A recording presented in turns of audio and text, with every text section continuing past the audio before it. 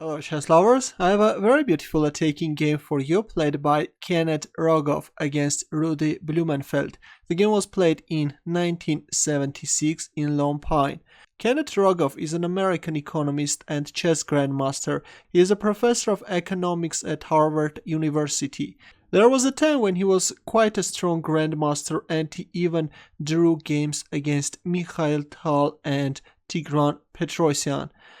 Let's see how this game went on. Rogoff is playing with the white pieces and he started with c4, going for English opening. e5 by Blumenfeld, g3, knight f6, bishop g2, knight c6, knight c3, bishop b4, knight d5, bishop c5, e3. This is a well-known theory and has been seen many times. Black castles, knight e2, rook e8, white castles. Well, usually in this position black is playing d6, but we see bishop f8 in the game. d3, knight takes d5, c takes d5, knight e7, and there it goes, f4. Now white will try to advance in the center by using his pawns. E takes f4, knight takes f4, knight f5, queen f3, queen e7, king h1. White is not hurrying to push the e pawn.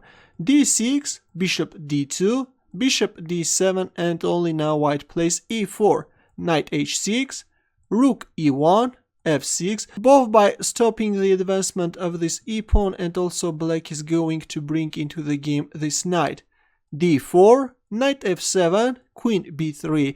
Now white is trying to create some weaknesses on black's queen side. Rook b8, queen a3, a6, b4, and c5. Not a good move. A better move was playing bishop b5, attacking the rook. If rook f2 only, then c5, and if d takes c6, then b takes c6. Already this bishop is activated, but instead after b4 we see c5. Now white is capturing on c5, d takes c5, and there it goes, white is pushing the e pawn. Bishop b5, now the rook on f1 is hanging, but there is no way to stop white's advancement, and there it goes, d6, queen d8, and now comes a strong move by white. You can pause the video and try to find Kenneth Rogoff's next move.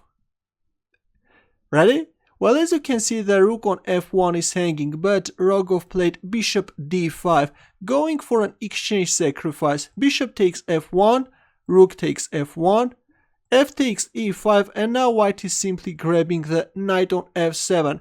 And it turns out that actually black can't recapture on f7 with a king. For example, if king takes f7, then black king will simply get checkmated. If king f6, then knight h5 check followed by queen f7 checkmate. A very beautiful checkmate, I think. Let's go back. That's why after bishop takes f7, black played king h8. But now comes a beautiful tactical shot. Knight g6 check. Look at this beautiful knight sacrifice. And after h takes g6, now white is starting to exploit the weakness of the h file. Here comes g4, opening up this third rank for the queen.